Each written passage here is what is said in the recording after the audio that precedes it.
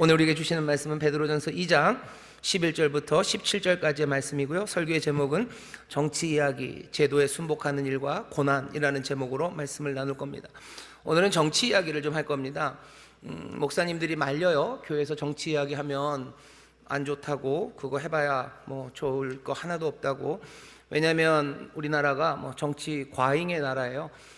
정치 이야기는 참 많이 합니다. 그런데 문화에 대해서, 과학에 대해서 그런 얘기들 하시나요? 잘 안 하죠. 무슨 그림 얘기 잘 안 하고요. 무슨 음악 얘기 잘 안 합니다. 예술 얘기 안 하고 과학 얘기 잘 안 해요.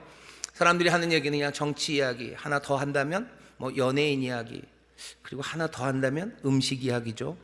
그게 우리나라에 과잉되어 있는 이야기입니다. 음식 그리고 연예인 이야기에선 싸울 일이 별로 없어요. 하지만 정치 이야기는 늘 날카롭고 사람들에게 상처가 주고 그리고 또 갈라놓는 그런 이야기입니다.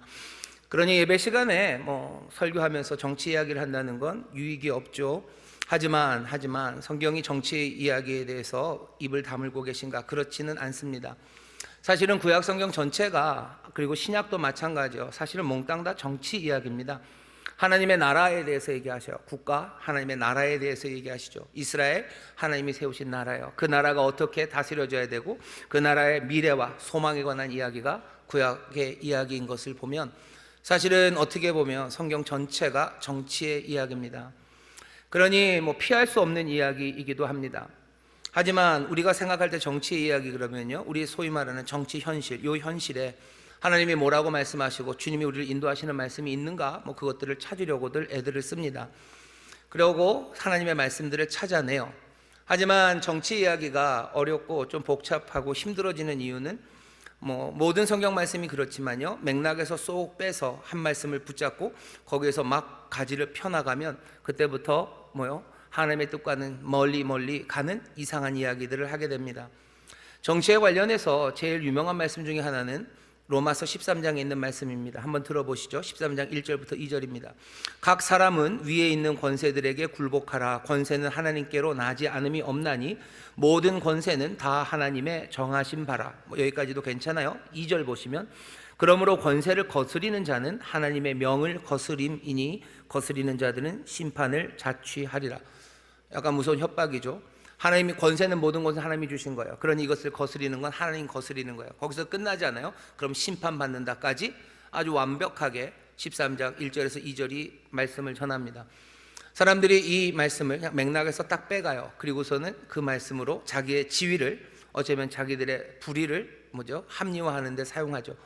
많은 사람들이, 많은 힘 있는 사람들이 예수 믿는 사람들에게 이 말씀을 뽑아내서 그렇게 자기들의 악한, 아니면 불의한 통치를 정당화하고 까불지 말라고, 말 들으라고 그렇게 사용합니다. 이건 정치에 관한 말씀만은 아니요, 모든 성경 말씀들이 다 그렇습니다. 맥락에서 빼서 자기 입맛대로 그냥 막 쓰기 시작하면 그때는 하나님의 말씀, 하나님이라는 이름으로 사실은 하나님의 뜻이 아닌 것들을 말하게 됩니다. 하나님의 이름을 망령되이 일컫는 그런 일이 됩니다. 그럼 정치의 이야기는 어떻게 합니까? 제가 생각했을 때 정치 이야기를 신약 성경에서 아까 말씀드린 대로 하나님의 나라, 그 전체적인 그림 말고요, 아주 구체적으로 소위 말하는 정치 현실, 누군가 다스리고 지배, 피지배라는 이 정치 현실에서 어떻게 살아야 될지를 전하는 말씀들이 있습니다. 아까 읽었던 로마서 13장 1절부터 7절이 그렇고요, 오늘 우리가 읽은 베드로전서 이 말씀이 그렇고, 디모데전서 2장 1절부터 4절에 보면 바울이 디모데에게 세상의 자들을 위해서 기도해라 하면서 짧게 설명한 게 있어요. 마태복음 17장에는 예수님께서 로마는 아닙니다, 성전세를 걷는 성전의 권세자들, 그 사람들에게 대해서 어떤 자세를 취해야 되는지 마태복음 17장 24절서부터 그 말씀이 있어요. 아마 몇 군데 더 있을 겁니다. 몇 군데 더 있을 거예요. 하지만 이 모든 실제적인 정치 현장에서 어떻게 해야 되는지에 대한 가르침은요, 그냥 그것만 따로 있지는 않아요. 몽땅 다 맥락이 있습니다. 그 맥락을 살피면서 이야기를 들어야 어쩌면 하나님의 말씀을 제대로 듣는 겁니다. 오늘 베드로전서 2장 11절부터 17절까지 말씀을 우리가 읽었어요. 여기 보면 분명히 정치적인 이야기가 나옵니다. 13절 14절 보셔요. 인간에 세운 모든 제도를 주를 위하여 순복하되 혹은 위에 있는 왕이나 혹은 악행하는 자를 징벌하고 선행하는 자를 포장하기 위하여 그에 보낸 방백에게 하라.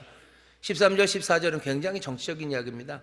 인간이 만든 모든 제도를 순복하래요. 인간이 만든 제도에 순복하랍니다. 아 그래? 그럼 뭐 제도 이런저런 사회제도 경제제도 그런 거겠지.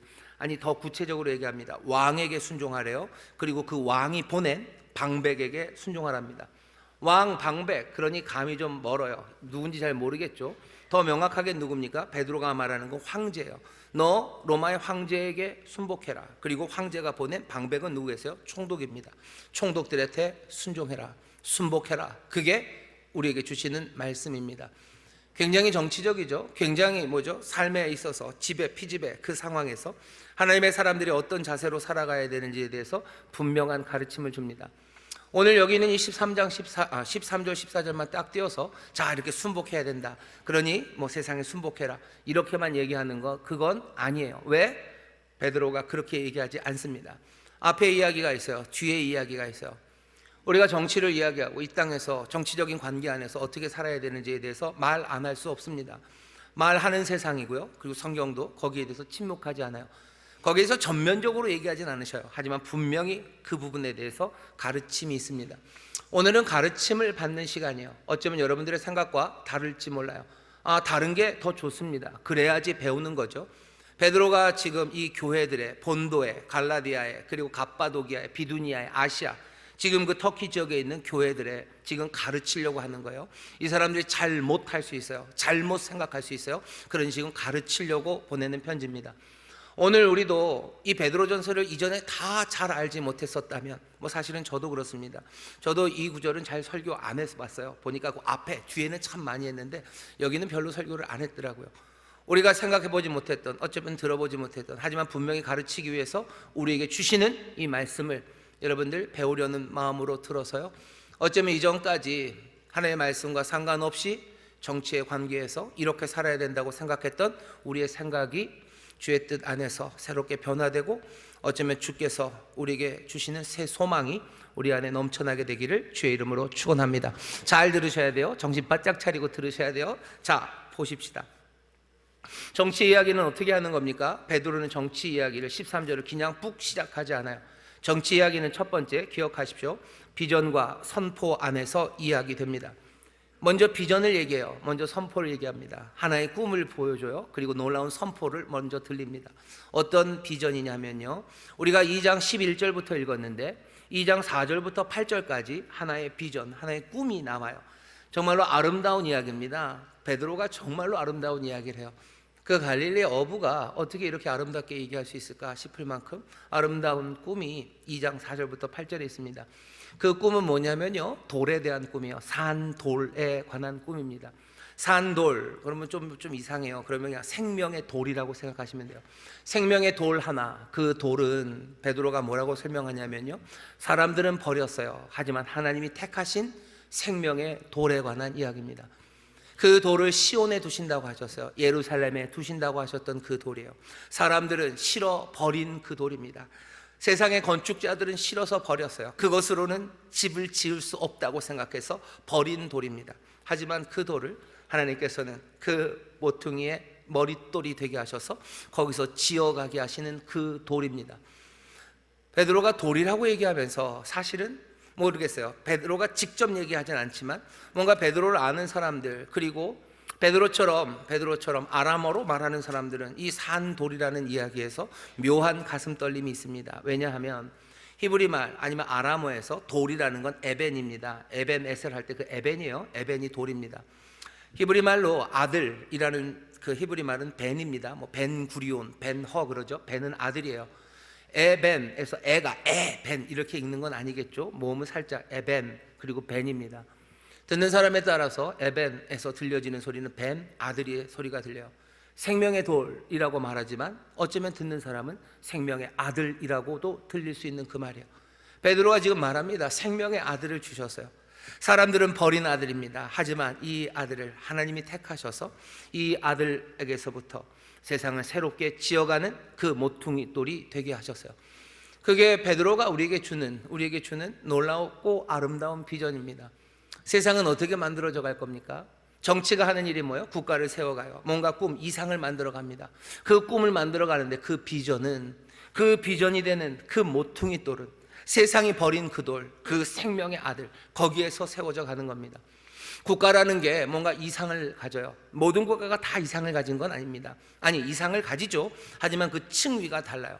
조선 같은 나라는 뭐 어마어마합니다. 어마어마한 무슨 공자 맹자의 그 유교의 뭐죠? 그 이상을 실현하기 위해서 조선이 만들어져요. 뭐 고려는 그런 느낌 없습니다. 어떤 나라는 그런 거 없어요. 그냥 땅 많이 얻고 잘 먹고 잘 살자라고 하며 뭐 나라를 만드는 사람도 있고, 뭐 여러 나라가 세워지지만 그 나라마다 이상이 있죠. 그 이상들, 그 모든 것들을 다 깨뜨리는 돌입니다. 다 넘어뜨리는 돌입니다. 그리고는 뭐 그 아들, 그 위에 새로운 세상을 만들어 갈 겁니다. 그게 우리에게 보여주시는 비전이에요. 사람들은 정치 이야기를 하면서 꿈들을 말합니다. 어떤 사람들은 기독교 정치라는 게 뭐 정치의 그 스펙트럼이 있죠. 좌우의 스펙트럼이 있고 진보와 보수의 스펙트럼, 그 스펙트럼 가운데 어디 한 군데쯤에 뭐 기독교 복음이 자리하는 곳이 있고, 누구는 왼쪽이라고 생각하고 누구는 오른쪽이라고 생각하며 거기에서 뭔가 새로운 세상을 만들어 가려고 해요. 하지만 베드로가 우리에게 보여주는 비전은 분명합니다. 산돌, 그 생명의 아들, 버림받았지만 하나님이 택하신 예수 그리스도, 십자가에 달려 돌아가시고 이제 부활하신 그분 위에 새로운 세상을 만들어 가시겠다고 우리에게 비전을 주시는 거예요. 세상의 정치에 대해서 사람들이 말을 많이 합니다. 와, 기독교인 사람들은 자유민주주의에서 뭘 세워야 된대요. 성경에 그런 말 없어요. 자유민주주의라는 이념에서 뭘 세워야 돼요? 아니, 그거 아니고 진보의 이념에서 뭔가를 만들어가는 거, 그게 기독교의 나라다. 아니요, 그런 꿈들을 주신 적 없어요. 생명의 돌, 산돌, 생명의 아들, 그 아들 위에 하나님이 하나하나 새로운 집을, 새 세상을 지어 가신답니다. 우리가 정치의 이야기를 하는데요, 그 비전 안에서 우리는 살아가는 사람이에요. 이 땅의 정치를 말하기 시작할 때 뭘 얘기해야 돼요? 우리는 그 비전 안에서 얘기해야 됩니다. 비전은 끝나지 않아요. 2장 8절에서 그 꿈을 끝내고요, 9절 10절에서 그 비전에 이어지는 선포가 주어집니다. 이 선포는 우리가 잘 아는 선포예요. 제가 읽어보겠습니다. 2장 9절 10절입니다. 오직 너희는 택하신 족속이요 왕같은 제사장들이요 거룩한 나라요 그의 소유된 백성이니 이는 너희를 어두운 데서 불러내어 그의 기이한 빛에 들어가게 하신 자의 아름다운 덕을 선전하게 하려 하심이라. 너희가 전에는 백성이 아니더니 이제는 하나님의 백성이요 전에는 긍휼을 얻지 못하였더니 이제는 긍휼을 얻은 자니라. 전에는 긍휼이 없던 하나님의 백성 아닌 사람들, 하지만 이제 긍휼을 얻어서 하나님의 백성이 되었습니다.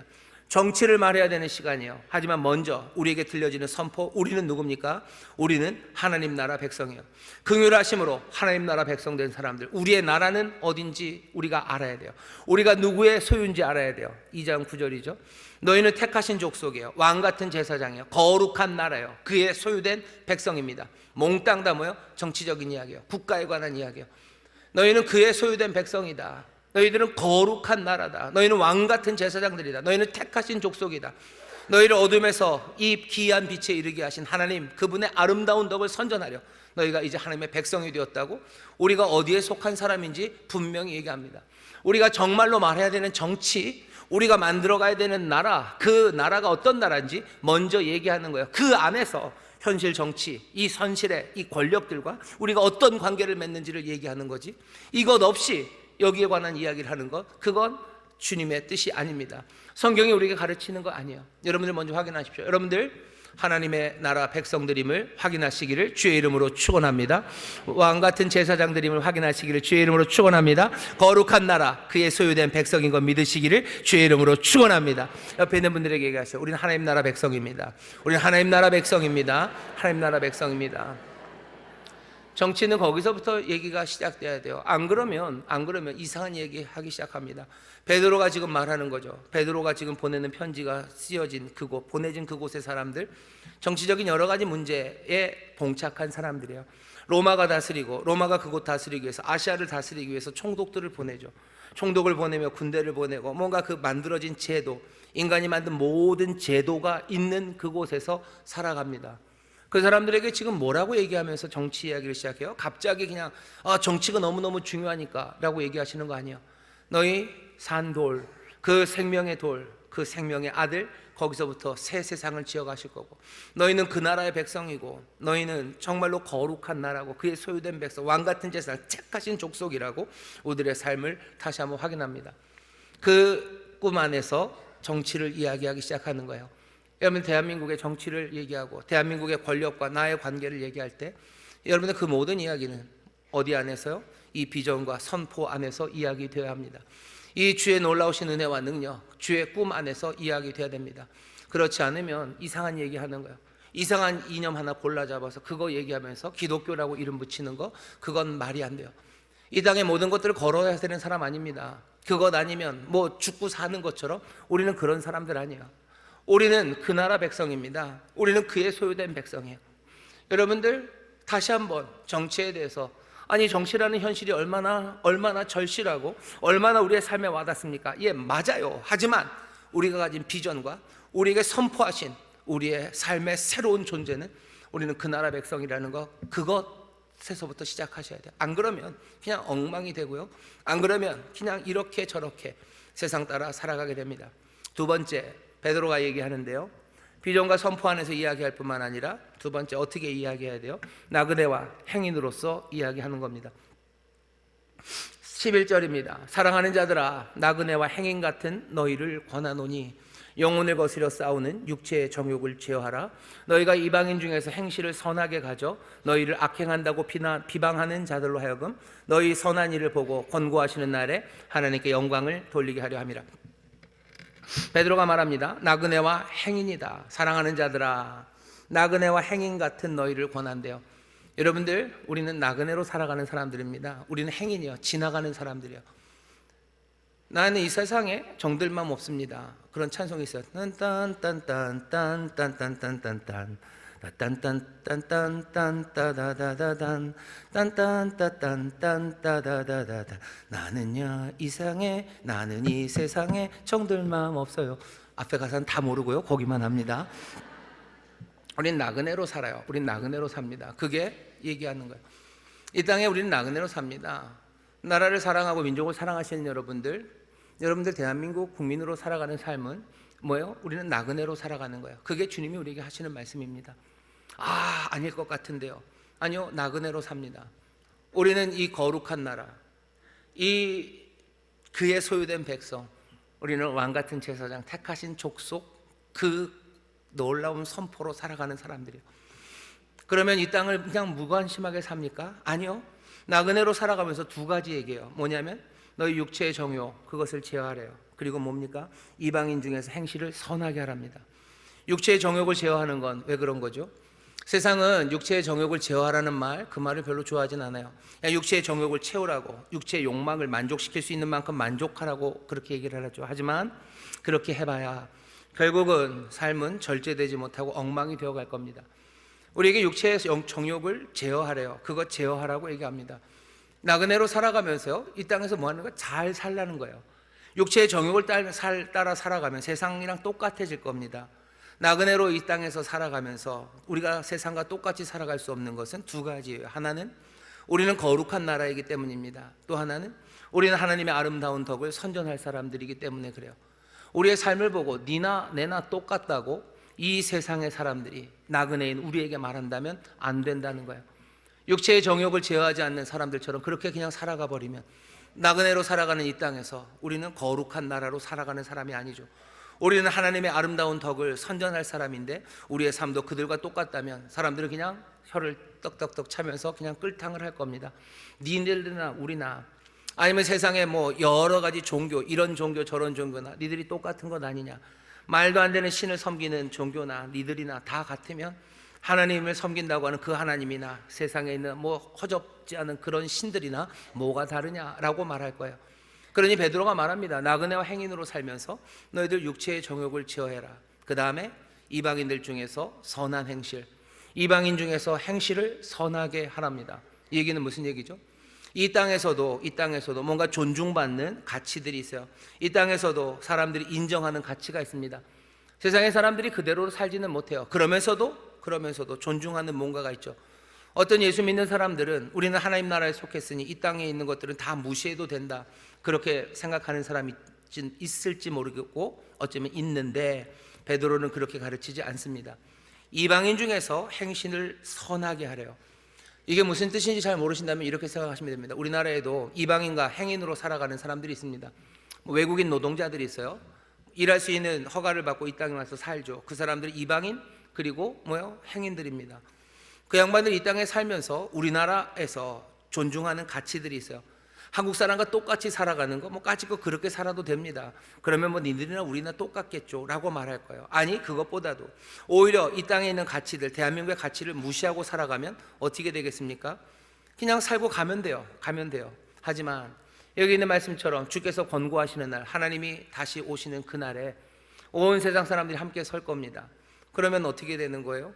그냥 그 나라에 아버지가 와요. 그 나라의 대통령이 옵니다. 그러면 니네 나라냐 이러고 사는구나 라고 말할 거 아니겠습니까? 대한민국에 와서 대한민국의 가치를 정말로 잘 지키는 이방인들이 있어요. 아니면 대한민국의 가치를 그냥 뭘로 알고서 그냥 아무 데서나 쉬도 하고 애들 도 하고 그냥 그러고 그냥 막 사는 사람들이 있어요. 그 사람들을 보면서 우리는 뭐라 그럽니까? 저딴 인간들이 다 있어 라고 얘기를 하죠. 베드로가 말하는 바예요. 우리가 이방인으로 이 땅에 살지만 정말로 선한 이방인으로 살아라. 이 땅에도 선한 가치들이 있어요. 사람들이 다 그걸 하지는 못합니다. 그래도 그것들 선하게 지키면서 다 예수님 다시 오시고 정말로 하나님 앞에 우리가 서는 그 권고하는 날에 하나님 앞에 영광 올려드리게 해라. 저 사람들은 정말로 거룩한 나라라고, 하나님의 아름다운 덕을 선전했던 사람들이라고 말하는 그 삶을 살아가라는 겁니다. 나그네와 행인으로 이 땅에 살아가요. 그런 얘기는 무슨 얘기죠? 이 땅의 정치 현실에서 사람들은 지키지 못하지만, 사람들은 그렇게 다 하지 못해도 뭔가 사람들이 존중하고 인정하는 그런 가치들이 있습니다. 대한민국 민주공화국이에요. 우리는 이 땅의 나그네로 삽니다. 우리가 대통령제의 세상을 살아요. 뭔가 이런 사법 구조를 가진 이 세상에서 삽니다. 이 대한민국에서 존중받는 가치가 있습니다. 사람들이 다 그것들을 따라 살지는 못해도 존중받는 가치들이 있고요. 사람들이 인정하는, 널리 인정하는 그런 규범들이 있어요. 그 규범들을 사람들은 안 지켜도요, 이 땅에 나그네와 행인으로 살아가는 우리들은 그것들을 지키며 살아갑니다. 어떤 사람들은 선거라는 건 거짓말을 해도 되고, 아니면 돈에 팔리고 막걸리에 팔리고 고무신에 팔려서 뭘 찍어야 된다라고 말하며 살아가도 그것이 규범이 아닌 것은 알아요. 그게 가치 있는 일이 아닌 건 알죠. 그러니 가장 정직하게 그리고 가장 신중하게 생각하며 투표하는 것, 나그네와 행인으로서 이 땅에서 정말로 이방인 중에 선한 행실로 살아가는 겁니다. 정치하는 현장에서 사람들 비난하고 욕하고 마타도하고 협박하고 위협하고 온갖 저주의 말을 쏟아내는 것, 그건 뭡니까? 사람들이 그렇게 할지라도 그것이 규범이 아닌 건 알아요. 세상이 엉망이 되었어도 그거 아닌 건 압니다. 우리 이 땅에서 정치, 이 나그네와 행인으로 살면서 민주공화국, 자유민주주의의 세상, 이 시스템 안에서 사람들이 존중하고 그리고 또 인정하는 그 규범을 끝까지 지켜나가는 것, 그것이 지금 베드로가 우리에게 말하는 바예요. 정치라는 현장에서 얼마나 말도 안 되는 거짓말들, 얼마나 허무한 이야기들, 얼마나 뭐라고 얘기할 수 없는 그 답답한 말도 안 되는 이야기들을 해야 됩니다. 그냥 그런 거라고들 얘기해요. 하지만 그게 선하지 않은 걸 사람들은 알아요. 근데도 어쩔 수 없다고 하면서 그 땅은 엉망이 되었죠. 우리가 이 땅에 있을지라도, 이 땅에 나그네와 행인으로 있을지라도 우리는 여기서 선한 행실을 하고 육체의 정욕, 그것을 따라 살아가지 않습니다. 그게 정치의 현장에서 어쩌면 예수의 사람들, 정말로 이 소망을 가진 그 나라에 속한 이들이 나그네와 행인으로 이 땅을 살아가며 해야 되는 선한 행실입니다. 정치의 가장 선한 것들을 여러분들 지켜가셔요. 거짓말하지 마시고, 욕하지 마시고, 남들 비난하지 마시고, 온갖 허무한 논리로, 말도 안 되는 논리고 속 터지는 소리들 하는데 여러분들 박수치지 마시고, 정말로 선한 게 무엇인지, 참된 게 무엇인지 그것 따라 하는 것, 그것입니다. 정치에 관한 것만도 아니죠. 이 땅의 문화도 마찬가지예요. 이 땅의 삶을 만들어 나가는 꿈들은 대한민국, 이 세상에 무슨 페미니즘이 우리를 자유케 할 거다, 아니 우리 그런 말 믿지 않아요. 아니면 새로운 무슨 다시 우파 세상이 올 거다, 우린 그런 말 믿지 않아요. 우리가 믿는 건 이 산돌, 이 생명의 돌, 이 생명의 아들 위에 하나하나 지어가는 그 세상을 믿는 사람들이요.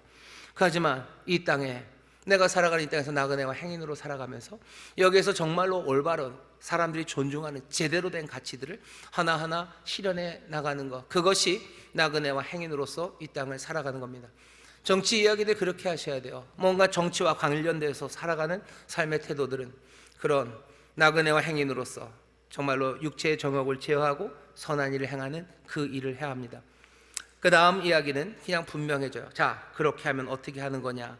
아주 전면적인 거죠. 세 번째, 어떻게 해요? 순복합니다. 그게 베드로가 말하는 바요. 인간이 세운 모든 제도를 주를 위하여 순복해라. 왕, 황제에게 순복해라.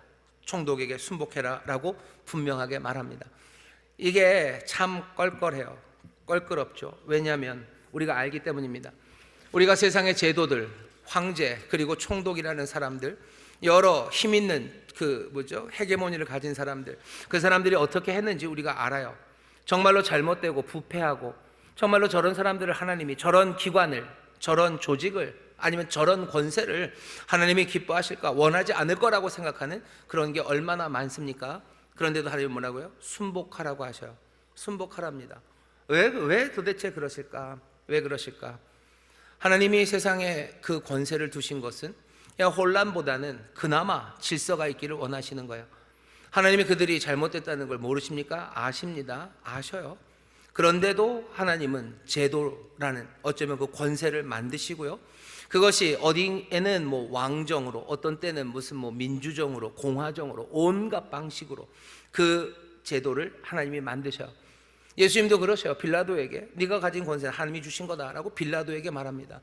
빌라도가 하는 일이 잘한 일입니까? 아니에요. 그런데도 예수님이 인정하십니다.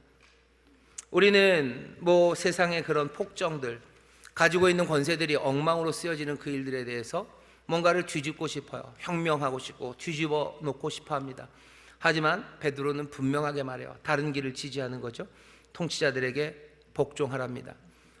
오늘 여러분들 이 말씀 들으면서 뭔가 속이 깔깔하신 분도 있고, 그래야지 라고 다시 한번 아싸 하시는 분도 있을지 모르겠어요. 하지만 오늘 이 말씀을 잘 들어주십시오. 통치자들에게 복종합니다. 순복합니다. 그러고는 어떻게 해요? 우리는 선한 행실, 정말로 하나님의 나라를 만들어가는 그 순종 안에서 이방인으로서는 이 땅에서 선한 행실을 하면서 살아가는 겁니다. 세상의 권력자들이 뭔가를 다스리고 폭정을 해요. 그러면 거기에 대해서 혁명적으로 뭔가 폭력적인 혁명들, 그것으로 뒤집어내는 것, 세상에 그것만 있는 건 아닙니다. 베드로가 말하는 바, 그리고 베드로를 통해서 우리에게 주시는 그림은 이런 그림이죠. 평화롭고 그리고 아주 지혜롭고 눈에 띄게 선한 행실을, 정말로 이방의 기준에서도 선한 행실로 살아가면서요, 우리는 하나님의 나라, 그 예수 그리스도 안에서 하나하나 지어져가는 그 삶, 그 나라를 우리는 누리고 또 그 나라에 합당하게 살아가는 것, 그것입니다. 아니, 세상을 좀 바꿔야 되는 것 아닙니까? 아니요, 우리가 잘 알아요. 베드로가 이 편지를 썼던 1세기 때부터 지금 이 시절까지 수많은 혁명이 있었습니다. 많은 정부나 아니면 정권이나 아니면 그 체제에 전복이 있었어요. 많은 쿠데타들이 있었어요. 많은 혁명들이 있었습니다. 그래서 얼마나 많은 것이 바뀌었습니까? 얼마나 많은 것이 바뀌었습니까? 단순히 한 부패한 정권, 그 정권이 타도되고 그리고 나서 어떻게요? 다른 정권이 와도 뭔가 대단한 변화가 있을 거라고 생각하지만 사실은 그리 많이 변화가 있지 않아요. 오히려 더 많은 혁명적인 변화는 평화롭게, 지혜롭게, 그리고 아주 멈추지 않는 선한 행실을 이루어 감으로써 세상은 변화되어 가는 겁니다.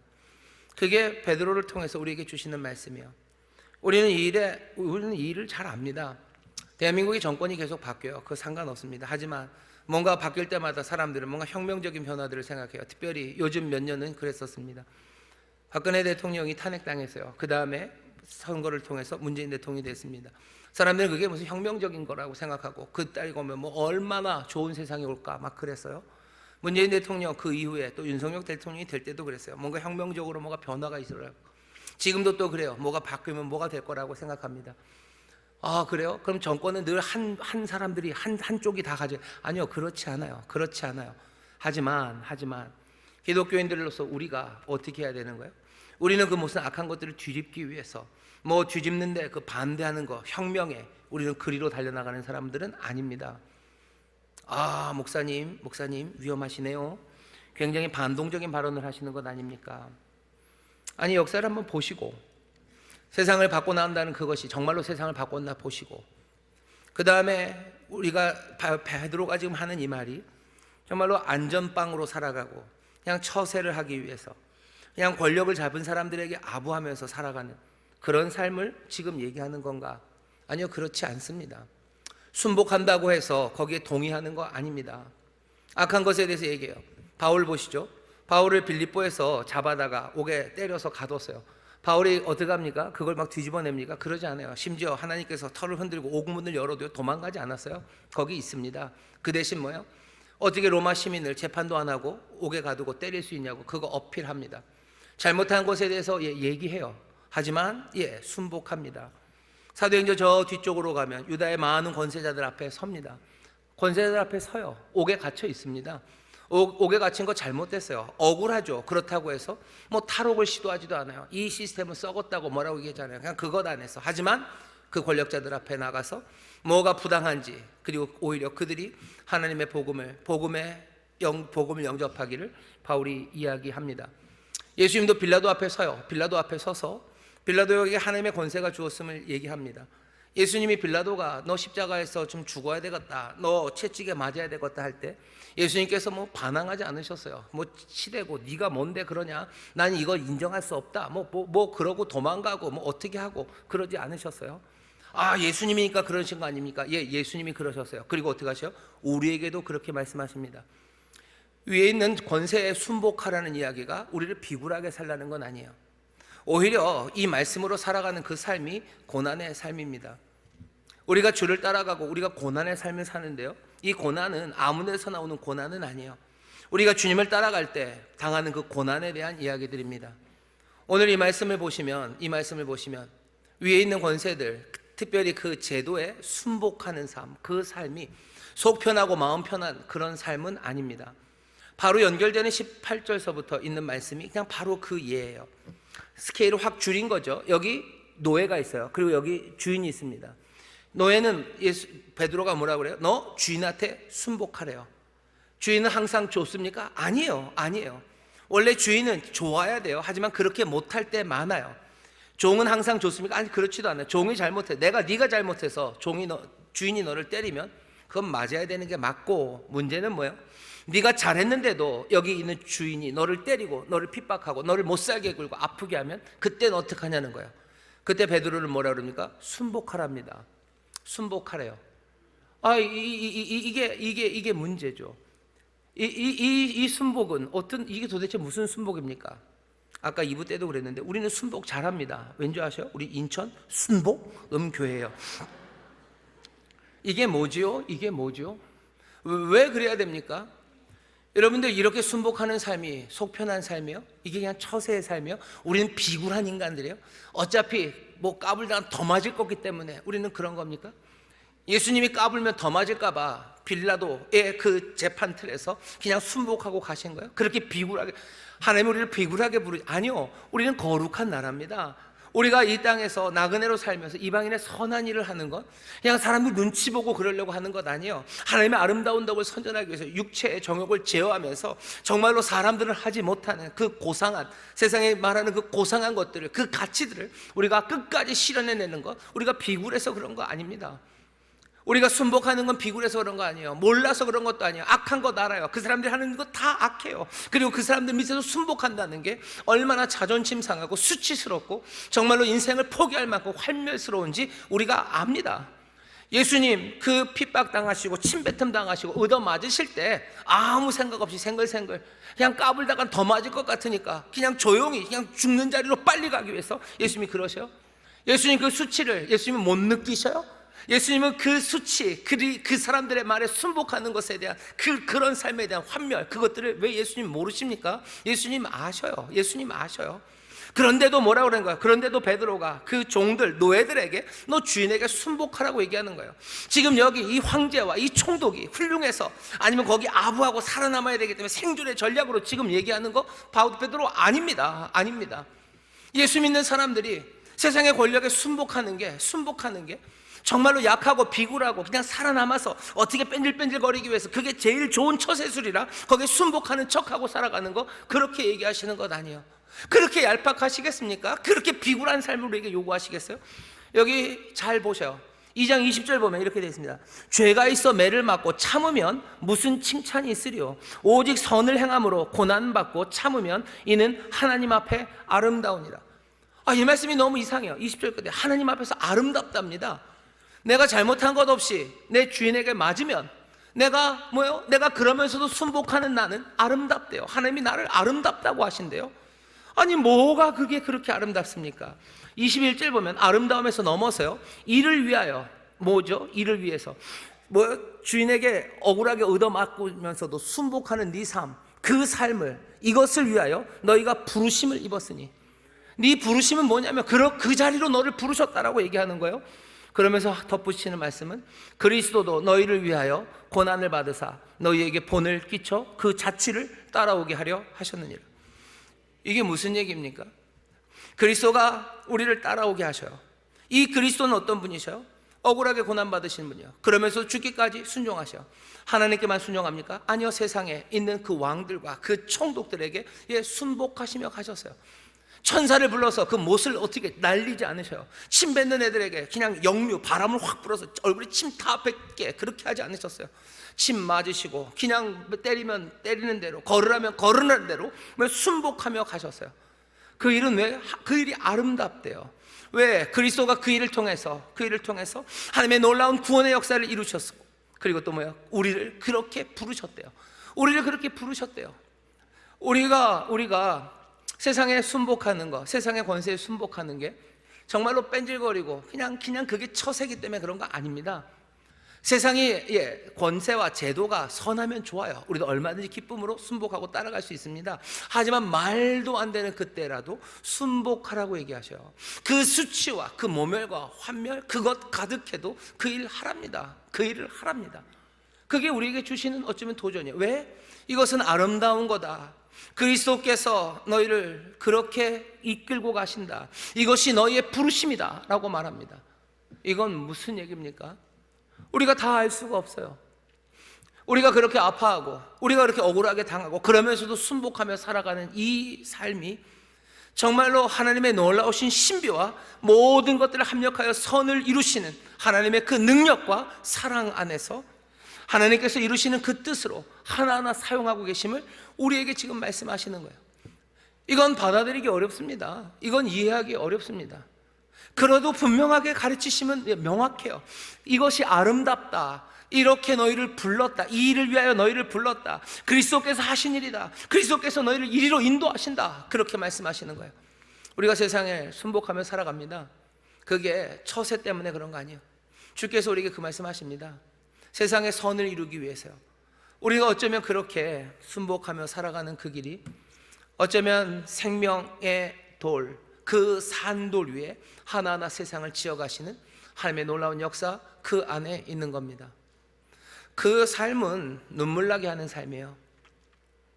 까짓것 나는 그렇게 할 수 있을 것 같아요. 나는 그렇다면 세상이 그래도 나는 순복하며 살아가고 그게 주님이 부르신 거면 나는 그렇게 살아가겠어 라고 다짐할지 모르겠지만, 내 연약한 형제들이 어쩌면 나는 결심만 그렇게 하지만 얻어맞는 적 없는데 정말로 이 결심으로 살아가고 이 말씀에 순종하며 얻어맞고 모욕당하고 빼앗기고 살아가는 그 형제들을 보면서 하나님이 아름다우시다고 한다고, 주가 너를 그렇게 부르셨다고, 네 길을 주께서 그렇게 인도하신다고 그렇게 말할 수 있겠습니까? 근데 베드로는 지금 그 얘기를 하는 거예요. 그 얘기를 하는 겁니다. 진짜로 노예들에게 그 얘기를 하는 거예요. 폭정의 황제와 총독 밑에 사는 사람에게 순복해라 라고 말씀하시는 겁니다. 여러분, 그 삶을 보면 뭐라고 얘기합니까? 그 삶을 보면 그냥 무릎을 꿇을 수밖에 없어요. 주님, 주의 뜻을 이루시라고, 하나님의 사랑, 그 사랑에서 끊어지지 않을 것을 믿는다고, 환난이나 기근이나 적신이나 아니 세상에 있는 어떤 것도 하나님의 사랑에서 이들을 끊을 수 없을 거라고, 하나님이 사랑하는 이 사람들 모든 것 합력하여 하나님이 선을 이루신다고 우리가 선포하고 기도할 수밖에 없는 삶입니다. 우리를 그렇게 부르셔서 하나님의 나라가 어떻게 이루어질까? 그 산 돌 위에, 그 돌 위에, 그 그리스도 위에, 그 그리스도를 따라가는 삶 위에 어떻게 새로운 세상이 만들어질까? 우리는 이 땅에 있는 이 왕들을 따라가면서 그 나라가 만들어질 걸 기대하지 않습니다. 우리는 이 땅에서 그냥 선함으로 살아갈 거예요. 아름다운 덕을 선전하기 위해서 그 가치를 따라 살아갈 겁니다. 이 땅에서 칭찬받는 육체의 정욕을 제어하며 살아갈 거예요. 그들에게 순종하며 그렇게 살아갈 겁니다. 하지만 그 일이, 그 말씀대로 살아가는 그 일이 고난 가운데 정말로 모욕과 수치와 어쩌면 정말로 박해와 핍박과 그리고 내 살점이 떨어지는 그 자리를 걸어갈 때, 그때 하나님의 나라가, 그 돌 위에 세워지는 그 하나님의 나라가 우리 가운데 이루어질 것을 우리는 믿으며 가는 거예요. 정치 이야기는 어디서 하는 겁니까? 이 고난 안에서 얘기하는 거예요. 주가 행하시는 그 일들과 그리고 주께 순종하는 그 일들, 그리고 그 안에 고난 안에서 이 정치의 이야기, 세상의 제도에 순복하는 이야기가 이루어져야지, 그냥 이것이 뭐 비굴한 철새술로 아니면 말도 안 되는 소리라고 이건 치워버리는 그런 방식으로 그렇게 정치의 이야기가 이야기되는 게 아닙니다. 오늘 베드로전서 우리에게 주시는 말씀은 결국은 무슨 얘기하는 거예요? 주 안에서 살아가는 겁니다. 주 안의 소망으로, 또 주 안에서의 고난으로, 그 안에서 우리는 이 정치라는 현실에서 어찌 살아야 될지를 말하기 시작해야 돼요. 오늘 제가 전한 이 말씀이 이 세상에서 살아가는 2025년 대한민국에 살아가는 모든 그리스도인들이 세상의 권세와 제도에 대해서 어떤 태도를 가져야 되는지에 대한 모든 대답, 그렇게 되지는 않을 겁니다. 하지만 오늘 이 말씀을 보면서 다시 한번 생각할 수 있어요. 깊이 생각하십시오. 주 안에서 생각하셔요. 주 안에서, 그 소망 안에서, 주의 고난 안에서 주의 말씀을 다시 한번 들으시고 이 땅에서 어떻게 살아야 될지, 정치뿐만 아니라 많은 관계에서 어찌 살아야 될지를 다시 한번 생각하시고, 또 성령 안에서 새로운 발걸음을 옮기는 저와 여러분들 되시기를 주의 이름으로 축원합니다. 말씀대로 살아가기 위해서 씨름하셔야 돼요. 씨름하셔야 됩니다. 이 씨름들이 혼자 사는 씨름이 아닙니다. 아름다운 씨름이고 우리를 부르신 씨름입니다. 그렇게 씨름하며 주께 눈물로 나아가는 사람들을 주께서 사랑하셔요. 이런 사람들을 놓을 수가 없습니다. 옆에서 보는 우리도 놓을 수가 없는데, 그 사람들을 위한 기도를 멈출 수가 없는데 어떻게 그 길을 걸어가는 그 사람들을 주께서 그냥 두시겠습니까? 말씀대로 살기 위해서 주 안에서 생각하시고 주의 뜻 따라 살아가시고 그 고난을 잊지 마시고 함께 걸어갈 때 하나님의 놀라우신 은혜와 사랑이 우리 가운데 넘쳐나게 될 줄 믿습니다. 기도하겠습니다. 하나님, 우리에게 놀라운 비전을 보이시고 우리에게 주신 놀라운 선포를 영접하는 이들, 참다운 삶, 새로운 삶, 아버지 하나님의 새 나라, 하나님의 나라를 꿈꾸며 아버지 하나님의 그 나라 이루어지는 일에 순종하며 나가는 이들입니다.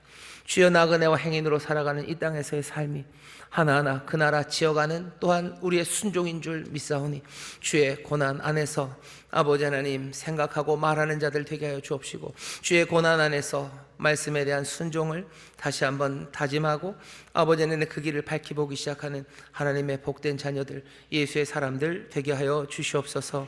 성령님, 우리를 도우시기를 기도합니다. 성령님, 우리를 인도하시기를 기도합니다. 주여, 이 땅에 정말로 바라옵기는 좋은 제도들, 좋은 권세들이 서게 하여 주옵시고, 아버지는 말도 안 되고 이상할지라도 순복하는 그 가운데 하나님의 나라를 지어가며 또 주 안에서 소망을 품는 우리 모든 성도들 되게 하여 주옵소서. 감사드리며 예수님 이름으로 기도하옵나이다. 아멘.